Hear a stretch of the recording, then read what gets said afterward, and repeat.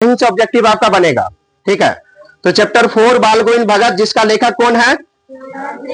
राम वृक्ष बेनीपुरी, और इसका विधा क्या है? रेखा चित्र। इस पे अब हम व्याख्या करने वाले हैं। ठीक है, तो अब एक एक लाइन को समझते हैं और बहुत जल्दी ही समझ लेते हैं इसको। ठीक है, तो आप जानते हैं किसी भी चैप्टर को पढ़ने से पहले हमको ये जो हाईलाइट कलर में जो दिया रहता है, यहां से क्वेश्चन बनता है। आप क्वेश्चन बैंक करते हैं प्रत्येक चैप्टर में, क्या इससे क्वेश्चन आपको नहीं मिलता है? मिलता होगा, है ना? तो इसको छोड़ना नहीं हम सभी को। क्या दिया इसमें? राम वृक्ष बेनीपुरी रचित रेखा चित्र बाल गोविंद भगत धर्म के इस मर्म का उद्घाटन करता है कि धर्म पालन आडंबरों या अनुष्ठानों के निवारण में नहीं बल्कि आचरण की पवित्रता और शुद्धता में है। देखिए, इस चैप्टर में मुख्य रूप से यानी जो है एक साधु के बारे में और एक किसान के बारे में राम वृक्ष बेनीपुरी ने लिखा है। ऐसे व्यक्ति एक थे जिनका नाम क्या था? बाल गोविंद भगत कहा जाता है। यानी यहाँ पे इस लाइन के माध्यम से लेखक का कहना है कि ये जो क्या कहते हैं, बाबा की तरह दाढ़ी बढ़ा लेना, है ना, बाबा की तरह वस्त्र पहनना और बाबा की तरह चंदन करना, अनुष्ठानों का मतलब होता है वही चंदन टीका सब करना, है ना, वो सब कर लेने से बाबा या साधु नहीं हो जाते हैं। उसके बहुत सारे कारण होते हैं। आगे देखिए, नायक बाल गोविंद भगत गृहस्थ थे। देखिए, ये क्वेश्चन इंपॉर्टेंट है। आपसे पूछा जा सकता है कि बताइए बाल गोविंद ये क्या कहते हैं, बाल गोविंद भगत क्या कहते हैं, जो है क्या कहते हैं नायक जो है इस चैप्टर का, बाल गोविंद भगत के जो नायक है, मुख्य पात्र जो है, वो क्या थे? गृहस्थ या साधु? गृहस्थ थे। क्या थे? गृहस्थ। नायक बाल गोविंद भगत गृहस्थ थे। उनकी वेशभूषा भी साधुओं जैसी नहीं, लेकिन उनकी दिनचर्या और निर्णय मनुष्यता की सच्ची और सही परिभाषा रचने में सहायक है। देखिए, वो थे गृहस्थ, वो साधु की तरह, उसका वेशभूषा भी देखने से आप नहीं कह सकते कि वो साधु है ना, लेकिन उसका दिनचर्या मतलब उसका जो क्या कह सकते, उसका जो है क्या कहते हैं, रहने का सहने का आचरण, बुद्धि विवेक सब कुछ देखा गया, दिनचर्या देखा गया, किस प्रकार रहता है, एकदम मिलते जुलते किससे था? साधु से। लेकिन उसका वेशभूषा साधु जैसे नहीं था। किसका? बाल गोविंद भगत का। इस पाठ के माध्यम से आप एक नई गद्य विधा रेखा चित्र की विशेषता और रूप से परिचित होंगे। ठीक है, चलिए आप बता रहे कि इस पाठ के माध्यम से आप एक नया रेखा चित्र, एक नया विधा, इससे पहले रेखा चित्र वाला कोई विधा पर है नहीं, तो यही बात लेखक कह रहे हैं कि इस पाठ के माध्यम से एक नए गद्य विधा, ये देखो ये विधा जो रेखा चित्र है, ये किसके अंतर्गत आता है? गद्य के अंदर या पद? वही बात कह रहा है कि एक नए गद्य के बारे में हम लोग जानेंगे। ठीक है, अब चलिए चैप्टर के बारे में जानते हैं। इसमें ये हाईलाइट वाला में एक ही इंपॉर्टेंट बात था कि बाल गोविंद भगत जो है क्या कहते हैं, गृहस्थ है या साधु है? गृहस्थ। ठीक है, आगे देखिए, बाल गोविंद भगत मजुले कद के गोरे चिट्ठे आदमी थे। ठीक है, 60 से ऊपर के ही होंगे। देखिए, मजुले कद का मतलब क्या? नहीं ज्यादा बड़ा होना, नहीं ज्यादा छोटा होना, बीच वाला भाग, माध्यम में जो लोग रहता है मजुले टाइप होता है। यानी नहीं कहा जाता है एक बहुत लंबा है और एक बहुत छोटा है, वो माध्यम में जो रहता है कहते हैं वो मजला है कि नहीं है? बड़ा बेटा छोटा बेटा बीच में होता है, उसको क्या कहते हैं? मजले।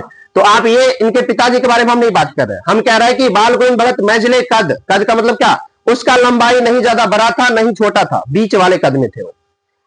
मजले कद के गोरे चिट्टे आदमी थे। गोरे थे यानी आप कहेंगे काला काला थे, ऐसे नहीं थे, गोरे चिट्टे आदमी थे और 60 से ऊपर के होंगे। उनका एज का हम बात करें, बाल गोविंद भगत का उम्र कितना होगा तो क्या कहिएगा? 60 से ऊपर। ये इंपॉर्टेंट है, इसको अंडरलाइन करिए। बाल गोविंद भगत का एज कितना था? 60 से ऊपर। ये ऑब्जेक्टिव में ये प्रश्न पूछा गया है। आगे देखिए, बाल पक गए थे। अब देखिए, बाल गोविंद भगत जब 60 के ऊपर है तो उसका बाल तो पकवे करें जी। अब अंदाजा आप भी लगा सकते हो, जिसका एज 60 से ऊपर होता है उसका बाल जो है क्या, हाँ वो व्हाइट हो जाता है ना। आगे देखिए, लंबी दाढ़ी या जटाजूट तो नहीं रखते थे, किंतु हमेशा उनका चेहरा सफेद बालों से ही जगमग किए रहता। वो बाल गोविंद भगत सबका अपना अपना स्टाइल होता है। वो जो है क्या कहते हैं, लंबी दाढ़ी नहीं रखते। बहुत सारे साधु को देखिएगा, यानी साधु बनने के लिए क्या करेगा, लंबी लंबी दाढ़ी रखेगा, है ना। लेकिन बाल गोविंद भगत ऐसा कभी नहीं करते थे, वो दाढ़ी नहीं रखते थे। और उनके सर पे जो उनका पका हुआ बाल था, उनसे उनका शरीर क्या होता था, सफेद रंग से जगमगा उठता था। यानी दूर से ही सफेद रंग से क्या अच्छा लगता था दिखने में। आगे देखिए, कपड़े बिल्कुल कम पहनते थे। कपड़े भी आप कहिएगा बहुत ज्यादा कपड़े पहनते थे, नहीं, बहुत कम कपड़े पहनते थे। कौन? बाल गोविंद भगत। कमर में एक लंगोटी मात्र और सिर पर कबीरपंथी सी कनपटी टोपी। अब देखिए, कमर में एक लंगोटी मात्र और सिर में कबीरपंथी की सी कनपटी टोपी। कमर में एक लंगोटी पहनता था, पतला सा, जो बूढ़े व्यक्ति पहनते हैं, है ना। और सिर पर ये सिर है ना, कबीर पंथी की कनफटी टोपी, कबीर पंथी सबको देखे हैं, वो अलग ही उनका टोपी होता है, बाज पहने रहता है अलग ही प्रकार के, तो उस प्रकार के कबीर पंथी का जो कनफटी टोपी हुआ करता था, उस टोपी को वो पहनते थे कौन? बाल गंधर्व। इसको अंडरलाइन कर लीजिए। वो सिर पर क्या पहनते थे? कबीर पंथी की सी कनफटी टोपी, ठीक है, ये पहनते थे। जब जाड़ा आता एक काली कमली ऊपर से ओढ़े रहते, मस्तक पर हमेशा चमकता हुआ रामानंदी चंदन, जो नाक के एक छोर से ही औरतें के टीके की तरह शुरू होता है। देखिए यहाँ पे क्या कह रहा है कि जब जाड़ा आता तो एक काली कमली ऊपर से ओढ़े रहते। यहां भी इंपॉर्टेंट बात है, ठंड की महीना जब आती थी, जाड़ा आती थी, तो एक कम्बल सिर पर ओढ़ता था कौन? बाल गंधर्व। और कम्बल का रंग कैसा था? ये इंपॉर्टेंट है, कम्बल का रंग पूछ दिया है, काला रंग, ठीक है, ये काला याद रखना है, ठीक है, इसको भी अंडरलाइन करिए। एक काली कमली ऊपर से ओढ़े रहते, मस्तक पर हमेशा चमकता हुआ रामानंदी चंदन, ये मस्तक पर रामानंदी चंदन लगाते थे, जो एक नाक के छोर से ही औरतें के टीके की तरह शुरू होता है। जैसे आप औरतों सबको देखे होंगे फेस्टिवल वगैरह में, है ना, खास करके जो यहां से यहां तक चंदन करते, टीके करते हैं, उस प्रकार के टीके कौन करके रखते थे? यानी एक नाक के छोर से यहां मस्तक तक, ठीक है, ये बाल गोविंद भगत इस प्रकार के टीके लगाते थे। कैसे टीके? रामानंदी टीके। कैसे टीके? हाँ। गले में तुलसी की जड़ों की एक बेडोल माला बांधे रहते। बेडोल यानी देखिए गले में एक माला पहनता था, जो किसका माला था? तुलसी के जड़ों का। किसका? तुलसी के पौधे होता है जी, उसके जड़ों का एक बडोल यानी बंडल बना के वो माला बना के पहनते थे कौन? बाल गोविंद भगत। ये इंपॉर्टेंट है, इसको अंडरलाइन करिए। गले में तुलसी यानी पूछा जाता है माले किसके, ये माला किसका पहनते थे बाल गोविंद भगत? तुलसी के जड़ों के। किसको? हाँ। ऊपर की तस्वीर से यह नहीं माना जाए कि बाल गोविंद भगत साधु थे। देखिएगा ऊपर से दिखने में नहीं लग रहा था कि बाल गोविंद भगत क्या साधु है। ऊपर से सामने से देखिएगा तो आप नहीं कह सकते कि ये साधु भी है, नहीं है, बाल गोविंद भगत साधु नहीं है। ऊपर की तस्वीर से देखने से नहीं, बिल्कुल गृहस्थ, आपको नहीं साधु लगता था और नहीं बिल्कुल गृहस्थ भी लगता था। आप देखते आप बाल गोविंद भगत को देखेंगे आप, तो आपको नहीं लगेगा ये साधु है, नहीं लगेगा आपको गृहस्थ है। देखने से नहीं गृहस्थ भी कह सकते और नहीं साधु भी कह सकते हैं। आगे देखिए, उनकी गृहिणी को तो मुझे याद नहीं। गृहिणी समझते हैं? गृहिणी क्या होता है? घरवाली जो होता है, पत्नी, है ना। तो बाल गोविंद भगत के जो गृहिणी था पत्नी, उनके बारे में किसको पता नहीं है? लेखक को, राम वृक्ष बेनीपुरी को। देखिए समझिए कहां पे क्या हो रहा है। लेखक कह रहा है कि उनके गृहिणी यानी बाल गोविंद भगत की पत्नी के बारे में हमको कुछ पता नहीं है, ठीक है, उनके गृहिणी के बारे में मुझे याद नहीं। उनके बेटे और पतों को तो मैंने देखा था। किसने देखा था? लेखक ने। किसको देखा था? किसके बेटे और पतों को? हाँ, बाल गोविंद भगत के बेटे और पतों को किसने देखा था? लेखक ने देखा था। थोड़ी खेती बाड़ी भी थी और एक अच्छा साफ सुथरा मकान भी था। देखिए बाल गोविंद भगत के बारे में जितना लेखक जानता है वो बता रहे हैं। उसके पास उसके बेटे और एक बेटे और एक पुतहु थे, ठीक है। उनकी पत्नी के बारे में हमें तो पता नहीं है। उनके पास थोड़ी खेती बाड़ी भी थी, है ना। उसके बाद साफ सुथरा मकान भी था। साफ सुथरा मकान कहने का मतलब अच्छा घर भी था उनका, है ना। ये कौन बता रहे हैं? लेखक बता रहे हैं। किसके बारे में बता रहे हैं? हाँ। किंतु खेती बाड़ी करते, परिवार रखते भी बाल गोविंद भगत साधु थे, साधु की सब परिभाषाओं में खड़े उतरने वाले। देखिए बाल गोविंद भगत ऐसे साधु थे जो खेती बाड़ी भी करते थे और अपने परिवार को साथ में भी रखते थे। आप देखिएगा कुछ साधु ऐसे होता है, कहता है मोह माया त्याग दिए, है ना, हम जो है हमको नहीं फैमिली से मतलब है, नहीं खेती बाड़ी, कुछ भी चीज से मतलब नहीं है। ऐसे साधु बाल गोविंद भगत को नहीं माना जाता था। बाल गोविंद भगत गृहस्थ थे मुख्य रूप से, लेकिन वो अगर गृहस्थ रहने के साथ भी, गृहस्थ समझते हैं, गृहस्थ किसको कहते हैं हम लोग? खेती बाड़ी करने वाले किसान जो लोग होते हैं। बाल गोविंद भगत गृहस्थ रहने के साथ भी, परिवार को साथ में रखते हुए भी क्या थे? साधु थे। इतने ऐसे साधु थे बाल गोविंद भगत।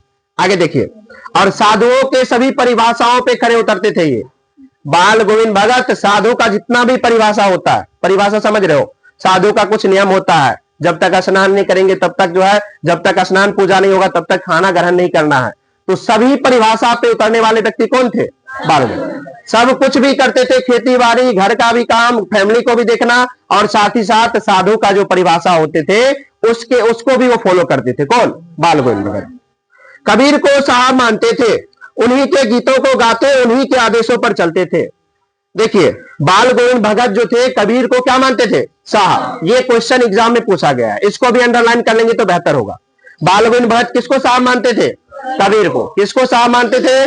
कबीर को साहब मानते थे। उन्हीं को, यानी कबीर के ही गीत को भी गाते थे और उन्हीं के राह पे चलते थे, उनके अनुसार काम करते थे। ठीक है, उन्हीं के आदेशों पर चलते, कभी झूठ नहीं बोलते थे। बाल गोविंद भगत जो थे वो कभी झूठ नहीं बोलते थे, खरा व्यवहार रखते, किसी से भी दो टूक बात करने में संकोच नहीं करते, ना किसी से खामखा झगड़ा मोल लेते, है ना। देखिए, किसी से दो टूक का बात करना है, दो टूक बात करना है, 2 लाइन बात करना है किसी से हमको, उसमें संकोच नहीं है कि कैसे बात करेंगे, क्या बात करेंगे, ऐसा कुछ नहीं। ऐसा बाल गोविंद भगत के मन में कभी नहीं होता था। वो कभी झूठ भी नहीं बोलते थे और खामखा बेवजह, बहुत सारे लोगों को देखिएगा आप, खामखा बेवजह किसी से जाके झगड़ते रहता।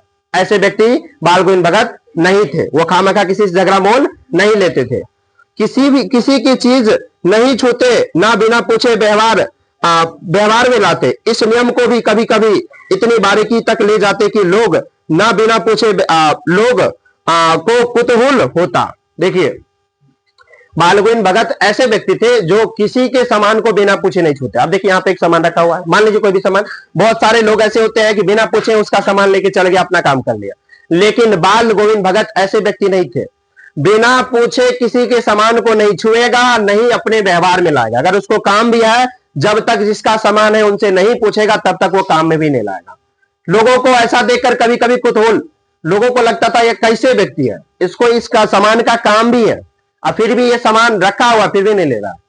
ऐसे व्यक्ति है, लोगों को कभी इस बात का आश्चर्य होने लगता था, आश्चर्यचकित रह जाते थे लोग कि कैसे व्यक्ति है ना, इसको इस सामान की जरूरत है, मेरे पास ये सामान रखा हुआ है, लेकिन वो लेने का उसमें यानी ले नहीं रहा, बिना पूछे वो कभी नहीं लेता था सामान। ठीक है, आगे देखिए, कभी वह दूसरे के खेत में सोच के लिए भी नहीं बैठते थे। अब देखिए, अब सभी जगह क्या कहते हैं शौचालय का सब जगह व्यवस्था हो गया आजकल, लेकिन पहले के समय की बात करें तो लोग सोच के लिए बाहर ही जाते थे, है ना। तो जी उस समय की बात हो रही है, जिस समय बाल गोविंद भगत सोच के लिए बाहर जाते थे, उस समय कभी होता है ना, सोच करने के लिए भी अपने खेत में वो बैठते थे, किसी अन्य व्यक्ति के खेत में वो नहीं जाते थे। कौन? बाल गोविंद भगत। समझ सकते हैं कितने अच्छे व्यक्ति थे वो। आगे देखिए, वह गृहस्थ, लेकिन उनकी सब चीज साहब की थी। देखिए, वो गृहस्थ तो था, लेकिन वो गृहस्थ रहने के बावजूद गृहस्थी करके जितना वो खेती बाड़ी करता था, सब वो किसको अर्पित किए हुए थे? साहब को। साहब किसको मानते थे? वो कबीर को। समझ रहे हैं ना, तो साहब को अर्पित किए हुए थे। आगे देखिए, जो कुछ खेत में पैदा होता सिर पर लादकर पहले उसे साहब के दरबार में ले जाते। ये भी इंपॉर्टेंट बात है। ठीक है, जो कुछ खेत में पैदा होता सिर पर लादकर पहले उसे वो कहां लेके जाते थे? अब देखिए, आप जानते हैं बाल गोविंद भगत एक गृहस्थ किसान थे। अब किसान थे, खेती करता है, तो खेत में कुछ ना कुछ उपज होता होगा, है ना। उसके खेत में जो भी उपज होता था, वो पहले उपज को लिया, अपने सर पे उठाया और लेके पहले कहां पहुंचाएगा? साहब के पास। सब के जितना खेत में जितना भी उपज हुआ, एक भी दाना घर में उन्हें रखेगा, सब के सब दाना लेके कहां पहुंच जाएगा? साहब के, कबीर के मठ में, यानी साहब के दरबार में। ठीक है, साहब के दरबार में ले जाते, जो उनके घर से 4 कोस दूर पर था। Very very important question. ठीक है, आपसे प्रश्न पूछा गया कई बार कि बताइए बाल गोविंद भगत के घर से जो है साहब के दरबार कितना दूर था? 4 कोस। 4 कोस बोले तो कितना किलोमीटर? हाँ, तो किलोमीटर को छोड़िए, कोस में बात करें, एग्जाम में क्वेश्चन कोस में आएगा। ठीक है, ये इंपॉर्टेंट बात है, इसको अंडरलाइन करेंगे आप। ठीक है, 4 कोस के दूरी पे थे वो, 4 कोस अपने सर पे अपना अनाज उठाया और लेके पहुंचा दिया वहां तक। आगे देखिए, एक कबीरपंथी मठ से मतलब वह दरबार में भेंट रूप में रख लिया जाता और प्रसाद रूप में जो मिलता उन्हें उसे घर लाते और उसी से गुजर चलाते। जब वो जाते थे साहब के दरबार में, अपने उपज लेके अपने सर पे 4 कोस चल के जाते थे, तो क्या होता था वहां पे वो प्रसाद की, यानी उसको वो सभी उपज उसका रख लिया जाता था। कबीरपंथी मठ यानी बहुत सारे जो क्या कहते हैं ऋषि मुनि होते हैं, जो कबीरपंथी लोग होते हैं, बहुत सारे देखिएगा एक साथ रह के मठ बनाए रहते हैं, एक जगह रहते हैं, है कि नहीं है? उसी को कबीरपंथी मठ कहते हैं, है ना। तो उस जगह पे लेके वो जाते थे और वहां पे जो है क्या कहते हैं सभी उसके उपज को रख लिया जाता था और वहां पे प्रसाद के रूप में इसको कुछ रिटर्न भी कर दिया जाता था। कहा जाता था इतना लेकर आए तो ठीक है, हम आधा यहाँ पे क्या कहते हैं कबीर साहब को हम अर्पित कर देते हैं, आधा आप अपने घर लेके जाइए। आधा मान लिया, आधा ले लीजिए, आधा मतलब जो भी इसको मिलता था ये प्रसाद के रूप में अपने घर में लेके आता था और उससे अपना गुजर बसर करता था। कौन? बाल गोविंद भगत। आगे देखिए, इन सबके ऊपर मैं तो मुग्ध था, उनके मधुर गान पर जो सदा सर्वदा ही सुनने को मिलते, कबीर के वे सीधे साधे पद जो उनके कंठ से निकलकर सजीव हो उठते। देखिए, लेखक अपने बारे में बता रहा है कि इन सबके ऊपर में तो मुग्ध था, उनके मधुर गान पर जो सदा सर्वदा ही सुनने को मिलते, ये लेखक को उसके मधुर गान, बाल गोविंद भगत गाते भी थे, गाने वाले व्यक्ति भी थे, गा भी अच्छे से लेते थे। तो उनके मधुर गान के बारे में लेखक यहाँ पे चर्चा कर रहा है। उनके मधुर गान से हमको बहुत प्रेम था, बहुत अच्छा लगता था। आगे देखिए, कबीर के वे सीधे साधे पद जो उनके कंठ से निकलकर सजीव हो उठते, और बाल गोविंद भगत कबीर के पद को हमेशा गाते थे। कबीर के पद, कबीर के पद, कौन से पद गाते थे? कबीर के पद। आगे देखिए, आषाढ़ की रिमझिम है, इसको ये अंडरलाइन करेंगे आप। आषाढ़ की रिमझिम है, ये क्वेश्चन भी पूछ दिया गया कि कौन सी मास की बात हुई है इस चैप्टर में।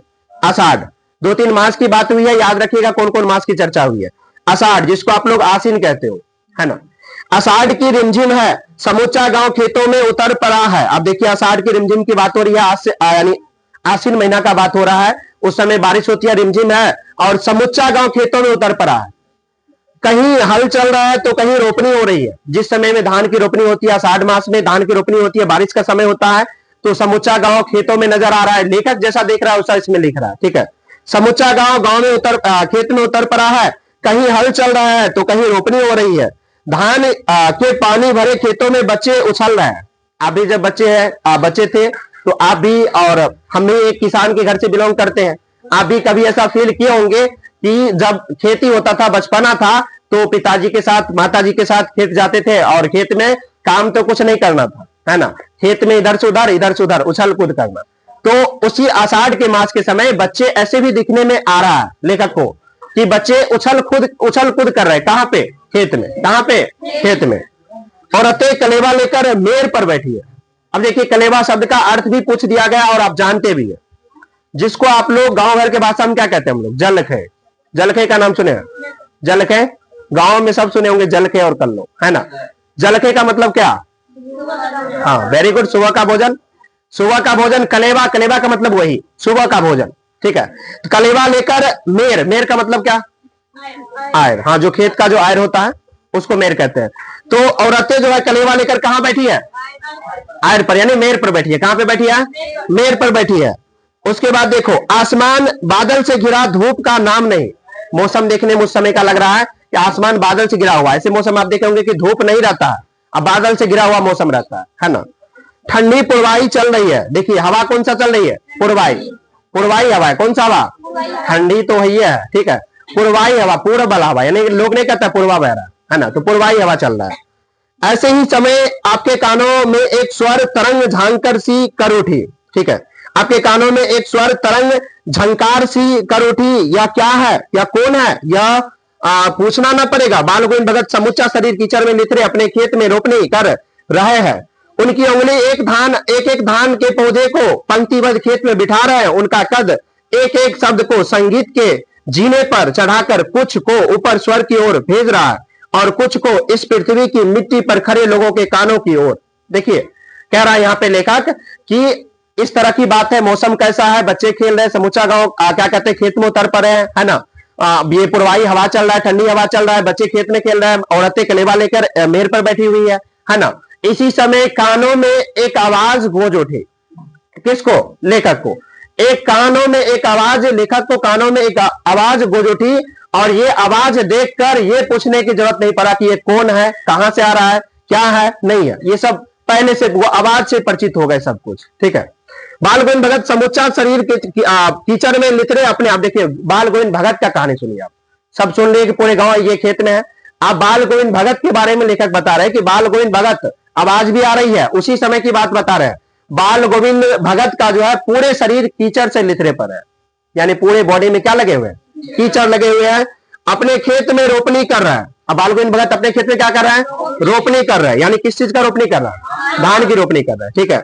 उनकी उंगली एक धान के पौधे पंक्तिबद्ध खेत में बिठा रही है।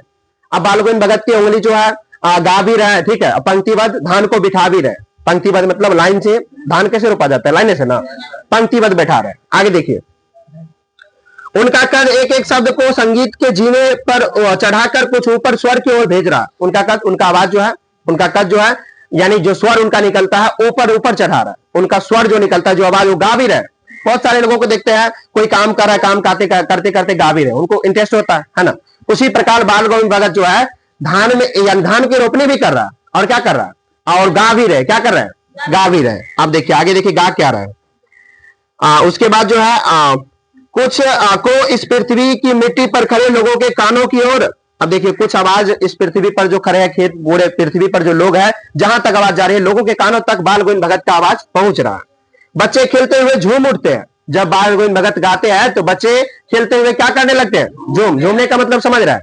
अब देखिए जैसे आप पहले से कोई अच्छा काम कर रहे हैं, है ना, आपका फेवरेट सॉन्ग बज गया, अब क्या करेंगे वहां पे? और भी डांस करेंगे, है कि नहीं है? आप पहले से डांस करने के मूड में थे, लेकिन आपका फेवरेट सॉन्ग बज गया, तब आप और क्या करेंगे? और भी डांस करेंगे, बढ़िया से कहेंगे ये तो अच्छा हो गया, है कि नहीं है? किधरों से बज गया। तो बच्चे जब बाल गोविंद भगत के सॉन्ग को सुनते हैं, गीत को सुनते हैं, तो बच्चे को भी अच्छा लगता है, बच्चे और भी झूम उठते हैं और भी खेलने लगते हैं। आगे देखिए, मेर पर खड़ी औरतों की होठ कांप उठते हैं। मेर पर जो आयर पर जो महिला खाना लेके खड़ी है औरतें, उसकी होठ कांप उठती है। अर्थात कांपने का मतलब क्या? ऐसा सॉन्ग वो गाता है बाल गोविंद भगत कि औरतों को भी मजबूर कर दिया जाता है गाने के लिए। वो भी अपना होठ जो है होठ के माध्यम से गाना शुरू कर देता है उसके साथ ही। आगे देखिए, वे गुनगुनाने लगती है वही बात। हलवाहों की पैर ताल से उठने लगते हैं, रोपनी करने वाले की उंगलियां एक अजीब क्रम से चलने लगती है। बाल गोविंद भगत का यह संगीत है, यह जादू। देखा गया हलवाहों, वहां पे जो व्यक्ति थे, काम करने वाले व्यक्ति थे, उस व्यक्ति के पैर भी, और यानी क्या कह रहा है, हलवाहों के पैर ताल से उठने लगते हैं, रोपनी करने वाले की उंगलियां एक अजीब क्रम में चलने लगती है। जब बाल गोविंद भगत गाते हैं तो जो खेत में व्यक्ति रोपनी कर रहा है, जो व्यक्ति है जो डांस कर रहे हैं, हलवाओं जो डांस कर रहे हैं, उसके पैर और भी तेजी से काम करने लगा है, ठीक है। और बाकी जो खेत में रोपनी कर रहा है किसान, उनका भी हाथ क्या हो रहा है? तेजी से चलने लगता है जब बाल गोविंद भगत क्या करते हैं? गाते हैं। तो कहा, लेखक कह रहा है कि बाल गोविंद भगत का यह संगीत है या जादू, ठीक है। आगे देखिए, भादो की वह अधरतिया, अंधेरी अधरतिया, भादो की वह अंधेरी की बात कर रहे थे ना, अब कौन से मास की बात कर रहे हैं? भादो, यानी भादो के महीना, भादो के महीना में अब किस समय का बात हो रहा है? अंधेरी अधरतिया। भादो के महीना में अंधेरी अधरतिया होता है, अनहरिया जिसको आप लोग कहते हैं। उस समय आधा रात की बात कर रहा है कौन? लेखक। कौन कर रहा है? लेखक। क्या कहता है? अभी थोड़ी ही देर पहले मूसलाधार बारिश खत्म हुई है। उस दिन थोड़ी ही देर पहले क्या हुआ था? जिस दिन की बात लेखक बता रहा है, भादो की मास थी, अंधेरी रतिया था और आधी रात की बात बता रही है। और लेखक कह रहा है कि अभी थोड़ा देर पहले ही मूसलाधार बारिश हुआ था, वो क्या हुई है? खत्म हुई है। बादलों की गरज बिजली की तरफ में आपने कुछ नहीं सुना हो, किंतु अब झिल्ली को झंकार और दादुरों की टट्टर बाल गोविंद भगत के संगीत को अपने कोलाहल में डुबो नहीं सकता। भले आप जो बादल, यानी ये बादल गरजा होगा, है ना, ये बारिश की जो झंकार आवाज होगी वो आप नहीं सुने होंगे, लेकिन अभी देखिए अब बारिश खत्म हुई है, मेढक सब टटराना शुरू कर देता है ना। तो ये मेढक का टटराने का आवाज जो है बाल गोविंद भगत के जो गीत है उसमें सुर मिला रहा है, एक तरह से कह सकते हो ताल मिला रहा है। समझ गए? लेखक ये कह रहा है। आगे देखिए, उसके बाद उनकी खंजरी डिमक डिमक बज रही है और वे गा रहे हैं। उनकी खंजरी क्या कर रहे हैं? डिमक डिमक। खंजरी समझते हैं ना, वो बाबा लोग जो होते हैं छोटा सा वो ढोलक सामान रखता है ना, उसको हम लोग क्या कहते हैं? खंजरी। क्या कहते हैं? खंजरी, जो हाथ से बजाया जाता है ना। तो उनकी खंजरी डिमक डिमक बज रही है और वे गा रहे हैं। अब देखिए क्या गा रहे हैं? गोदी में पियावा चमक उठे, सखिया चिहुक उठना। देखिए, गोदी में पियावा चमक उठे, सखिया चिहुक उठना, ये कौन गा रहे हैं? बाल गोविंद भगत। इसको अंडरलाइन करिए तो क्या गा रहे हो? गोदी में पियावा। देखिए ये क्वेश्चन पूछा जा सकता है कि भादो के अधरतिया में बाल गोविंद भगत क्या गा रहे थे? भादो के अधरतिया में बाल गोविंद भगत क्या गा रहे थे? हाँ, गोदी में पियावा चमक उठे, गोदी में पियावा चमक उठे, सखिया चिहुक उठना, ठीक है। हाँ पिया, तो देखिए इसका अर्थ भी दिया है। हाँ पिया तो गोद में ही है, किंतु वह समझती है कि वह अकेली ही चमक उठती है। देखिए इसका अर्थ भी दे रखा है। हाँ पिया भी, देखिए इसका अर्थ क्या हो गया कि हाँ पिया, पिया यानी जो हाँ पिया तो गोद में ही है, किंतु वह समझती है कि अकेली है, ठीक है। चमक उठती है, चिहुक उठती है, यानी कहा जा रहा है एक महिलाओं के लिए, उसके पति के लिए, उसके पति पर लिखा गया है, ये कह रहा है कि आपके गोदी में ही पिया है, ठीक है। फिर भी लग रहा है कि हम अकेले चमक उठे, उठे, ठीक है। चमक उठे, सखिया चिहुक उठे ना। हाँ, उसके बाद देखिए उसे उसी भरे बादलों वाले भादों की आधी रात में उनका यह गान अंधेरों में अकस्मात कौंध उठने वाली बिजली की तरह किसने चौंका देता। देखिए ये गान जो है बाल गोविंद भगत जो भादो के महीना में आधा रात को ये गीत जो गा रहा है, ये गीत लगता है कि सबको चौंका दिया। जो व्यक्ति सोया हुआ है ना वो भी चौंक उठा अचानक से, ये कौन गा रहा है, क्या गा रहा है, इतना रात को कौन गा रहा है। आगे देखिए, अरे अब सारा संसार निस्तब्धता में सोया है, बाल गोविंद भगत का संगीत जाग रहा है, जगा रहा है। तेरी गठरी में लगा चोर मुसाफिर जाग जरा, तेरी गठरी में लगा चोर मुसाफिर जाग जरा। देखिए फिर से और भी गा रहा है बाल, इसको भी अंडरलाइन करिए। बाल गोविंद भगत और भी गा रही है, तेरी गठरी में लगा चोर मुसाफिर जाग जरा। सब व्यक्ति सो रहे हैं, आधी रात का समय है, अब गांव में सब सोए रहते हैं, लेकिन बाल गोविंद भगत उस सोए हैं निशब्द रात, यानी जिस समय किसी चीज यानी सब लोग एकदम शांत रहते हैं, सन्नाटा छाया रहता है ना, उस समय बाल गोविंद भगत अकेले गा रहे हैं और उनके साथ यानी गाने गा रहे हैं और गाकर लोगों को जगा रहे हैं। क्या कर रहे हैं? जगा रहे हैं। लोग उसके गान से, गीत से क्या कर रहे हैं? जाग रहे हैं। देखिए और क्या गा रहे हैं? तेरी गठरी में लगा चोर मुसाफिर जाग जरा। कार्तिक आया नहीं कि बाल गोविंद भगत की प्रभातियां शुरू हुई, जो फागुन तक चला करती। ठीक है, देखिए अब ये भी इंपॉर्टेंट है, ये भी एग्जाम में क्वेश्चन पूछा गया है। देखिए बाल गोविंद भगत की प्रभातियां कब से शुरू होती है और कब तक चलती है? कार्तिक से फागुन तक। अभी तक हम लोग 4 मास की बात कर चुके हैं। पहला कौन सा मास? आषाढ़। दूसरा कौन सा? भादो। तीसरा कौन सा? चौथा कौन सा? फागुन। ये सब मास से आप लोग परिचित होंगे, है ना। तो आपसे ये प्रश्न पूछा जाएगा एग्जाम में कि बाल गोविंद भगत की प्रभातियां कब शुरू होती है और समाप्त कब होती है? फागुन में। इंपॉर्टेंट बात है, इसको अंडरलाइन करके रखेंगे। इन दिनों वो सवेरे उठते हैं। देखिए जब उसकी प्रभातियां शुरू होती है बाल गोविंद भगत की, तो इन दिनों बाल गोविंद भगत क्या होते हैं? सवेरे उठते हैं, बहुत जल्दी ही उठ जाते हैं सुबह को। ना जाने किस वक्त जागकर वह नदी स्नान को जाते, गांव से 2 मील दूर। देखिए बाल गोविंद भगत की जब प्रभातियां शुरू होती है तो बाल गोविंद भगत अपने बेड को छोड़ के सवेरे उठ के, कोई देखता भी नहीं है उसको, और वो रोज जाते हैं नदी स्नान के लिए, जो कि उसके गांव से कितना दूर है? ये इंपॉर्टेंट क्वेश्चन है। ये भी पूछा गया है बोर्ड में कि बाल गोविंद भगत के जो है घर से जो है वो स्नान करने जहां नदी हुआ है, वो नदी की दूरी कितना है? 2 मील। यहाँ पे मील में दे रखा है, कितना मील? 2 मील। याद रखना है 2 मील दूर है। वहां से नहा धोकर लौटते और अपने गांव के बाहर ही पोखरे के ऊंचे भिंडे पर अपनी खंजरी लेकर जा बैठते और गाने करने लगते। मैं शुरू से ही देर तक सोने वाला हूं, किंतु एक दिन मां की उस दांत किटकिटाने वाली भोर ने भी मुझे भोर में भी उनका संगीत मुझे पोखर पर ले गया था। देखिए अब देखिए वो क्या करते हैं, उसका नियम कानून समझिए। बाल गोविंद भगत जब प्रभातियां शुरू होती है तो उस समय वो सवेरे उठता है। सवेरे उठ के 2 मील दूर चल के वो पहले स्नान करके आता है। स्नान करने के बाद उनके गांव में एक बहुत बड़ा पोखर है, पोखर के भिंडे का मतलब ऊंचे वाले जगह, ठीक है, पोखर पे बना रहता है ऊंचे वाले जगह। उस ऊंचे वाले जगह पे वो बैठ जाते हैं सुबह के समय और अपना गाना ढिमक यानी उसके पास जो खंजरी है, खंजरी को बजाते हुए और वो गाना शुरू कर देते हैं। और लेखक अपने बारे में बता रहा है कि हम सुबह यानी बहुत पहले से ही सुबह लेट उठने वाले व्यक्ति है। लेखक जो है सुबह जल्दी नहीं उठता है, तो लेकिन उसका गीत हमको किस मास का फिर से बात हुआ है? माघ की उस दांत की टिकिटाने वाली भोर में भी। मास माघ यानी माघ मास है ना, माघ महीना, ठीक है। फागुन के बाद माघ आता है ना, फागुन के बाद ही माघ आता है। आप लोगों को भी नहीं पता है, सेम मेरे तरह। हाँ, माघ कब आता है? पहले फागुन या पहले माघ? जो भी हो याद रखो, क्योंकि बाद में चर्चा हुआ तो बाद में आएगा, हमको ऐसा लग रहा है। तो देखिए हाँ, माघ की उस दांत की टिकटाने वाली भोर में भी। दांत की टिकटाने वाली भोर का मतलब क्या? काफी ज्यादा ठंड पड़ रहा था, काफी ज्यादा ठंड पड़ रहा था उस दिन भी। अब समझो, जो लोग नॉर्मल सवेरे नहीं उठ पाता है, वो लोग ठंड में क्या उठ पाएगा? लेखक ऐसे ही व्यक्ति थे। कौन लेखक? राम वृक्ष बेनीपुरी। वो सवेरे कभी नहीं उठते थे, लेकिन एक दिन की बात है, माघ मास का समय था, दांत किटकिटाने वाली ठंड थी, भोर थी, काफी ज्यादा ठंडा था। उस दिन पूरब में लोही लग गई, है ना, क्या कहते हैं, किटकिटाने वाली भोर में भी उनका संगीत मुझे पोखरे पर ले गया था।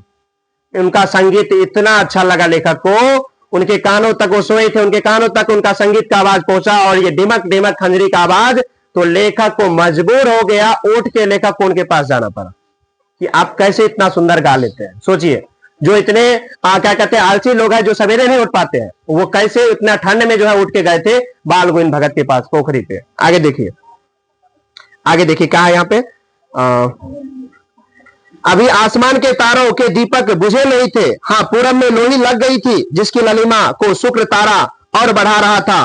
खेत यानी कहा जा रहा है कि सुबह के समय जो सूर्य निकलता है, वो क्या कहते हैं, लोही मतलब कुहासा पूर्ण रूप से हटा भी नहीं था। लोही यानी लाल सूरज का ललिमा निकला भी नहीं था, उस समय की बात हो रही है ना। खेत बगीचा घर सब पर कुहासा छा रहा था। देखिए खेत बगीचा, सुबह का समय था तो समय कुहासा छा रहा था, हाथों हाथ नहीं सूझ दिख रहा था। ठीक है, आगे देखिए, सारा वातावरण अजीब अजीब रहस्य से आवृत मालूम पड़ता था। उस रहस्यमय वातावरण में एक कूस की चटाई पर पूरब मुंह काली कमली ओढ़े बाल गोविंद भगत अपनी खंजरी लिए बैठे थे। देखिए ध्यान समझिएगा, यह भी इंपॉर्टेंट है कि बाल गोविंद भगत किस तरफ अपना मुंह करके बैठे थे। इसको अंडरलाइन करिए, पूरब मुंह किए और कौन सा कम्बल ओढ़े थे? काले, काले पीले लाल ऑप्शन सब आएगा, तो कौन सा लगाइएगा? काली कमली। ठीक है, काली कमली ओढ़े वो पूरब की तरह मुंह करके, और ये कौन से चटाई बैठा था? एक कूस की चटाई पे। किस कौन सी चटाई पर? कूस की चटाई पर। कूस की चटाई समझते हो? कूस की चटाई जो कूस के माध्यम से पहले वाले लोग बनाते थे, अब नहीं बन रहा, अब तो रेडीमेड आ गया है ना, 200 रुपया दीजिए खरीदिए, बात खत्म है कि नहीं है? तो ऐसा नहीं, कूस की चटाई पहले जो हाथों से लोग बनाते थे, उस चटाई पे बाल गोविंद भगत बैठे हुए हैं पोखरी पे, और पूरब वो उसका पूरब की तरफ उसका मुख है, समझ गए? और वो अपने सर पे क्या, ये अपने बॉडी पे क्या ले रखे हैं? काली कमली। ठीक है, उसके बाद देखिए, अपनी खंजरी लिए बैठे थे, उनके मुंह से शब्दों का तांता लगा था, उन्हीं उंगलियों खंजरी पर लगातार चल रही थी। गा रहे थे, खंजरी भी बजा रहे थे, कौन? बाल गोविंद भगत। गाते गाते इतने मस्त हो जाते हैं कि इतने सुरूर में आते हो, उत्तेजित हो उठते हैं कि मालूम होता है कि अब खड़े हो जाएंगे। इतने गाने लगते, इतना अच्छा गाने